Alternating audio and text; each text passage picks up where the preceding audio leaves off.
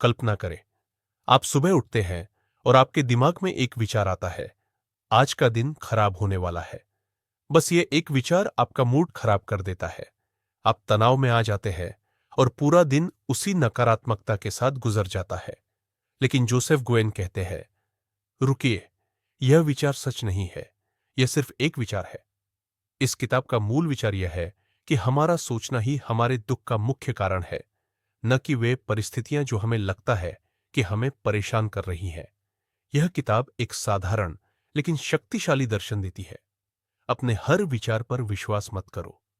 यह आपको सिखाती है कि कैसे आप अपने दिमाग के शोर को नियंत्रित कर सकते हैं, चिंता, आत्मसंदेह और अति विचार से छुटकारा पा सकते हैं और एक शांतिपूर्ण, आनंदमय जीवन जी सकते हैं।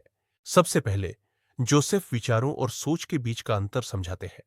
यह समझना बहुत जरूरी है। विचार क्या है?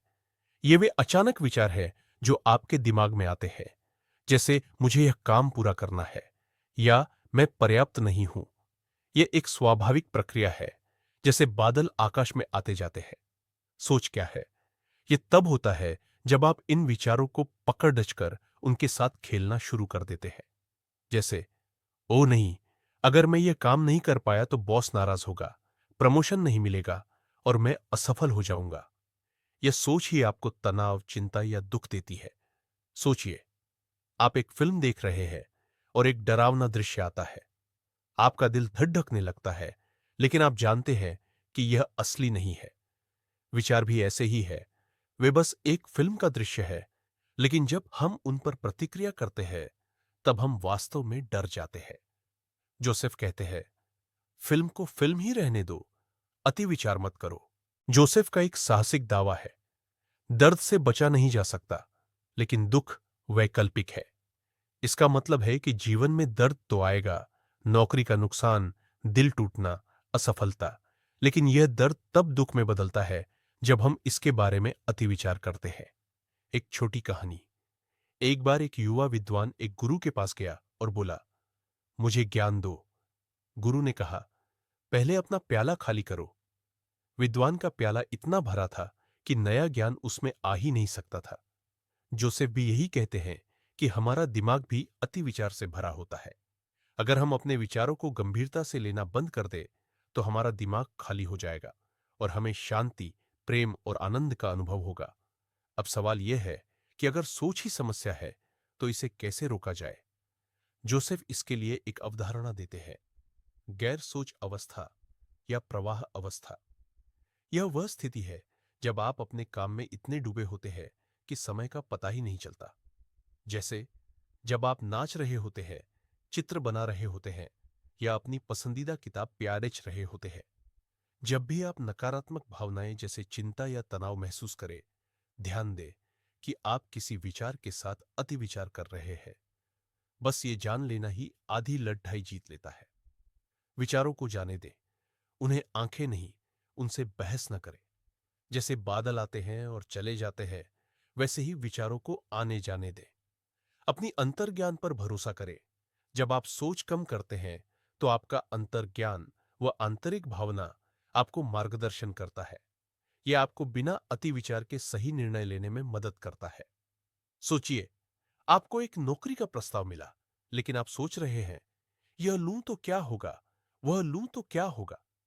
अति विचार आपको भ्रमित करता है, लेकिन जब आप अपने अंतर्ज्ञान को सुनते हैं, तो एक स्पष्ट जवाब मिलता है। जोसेफ कहते हैं, अपने दिल की सुनो, दिमाग की नहीं।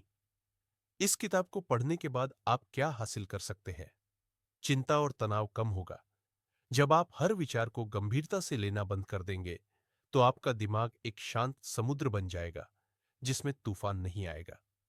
बेहतर रिश्ते। आप अपने प्रियजनों के साथ बिना शर्त प्रेम महसूस करेंगे, क्योंकि आप उनके कार्यों पर अति विचार नहीं करेंगे। लक्ष्यों में स्पष्टता। आप अपने सपनों और महत्वाकांक्षाओं को बिना अनावश्यक संदेह के कर पाएंगे। आंतरिक शांति। आप वर्तमान क्षण में जीना शुरू करेंगे और हर छोटी चीज में खुशी ढूंढ पाएंगे। हमारे भारतीय संस्कृति में हमें बचपन से सिखाया जाता है कि सोच समझकर काम करो, लेकिन जोसेफ कहते हैं कि ज्यादा सोचने से दिमाग का प्रोसेसर हैंग हो जाता है। इसलिए थोड़ा सा छोड़ो यार वाला रवैया अपनाएं। भगवत गीता में भी श्री कृष्ण अर्जुन से कहते हैं, कर्म करो, फल की चिंता मत करो। जोसेफ का संदेश भी कुछ ऐसा ही है। अपने विचारों की चिंता छोड़ो और प्रवाह में जियो। एक छोटा सा चुनौती। आज रात जब आप सोच में डूब रहे हो, 1 मिनट के लिए रुके और अपनी सांसों पर ध्यान दें। ये छोटी सी प्रैक्टिस आपको गैर सोच अवस्था में ले जाएगी। इसे आजमाइए और कमेंट सेक्शन में बताइए कि कैसा लगा। बुक क्रेव के दोस्तों, यह किताब एक छोटी सी मशाल है जो आपके दिमाग के अंधेरे को रोशन कर देगी। जोसेफ गुयेन ने इसमें कालातीत ज्ञान दिया है, जो बौद्ध धर्म, ताओवाद और आधुनिक मनोविज्ञान का सही मिश्रण है।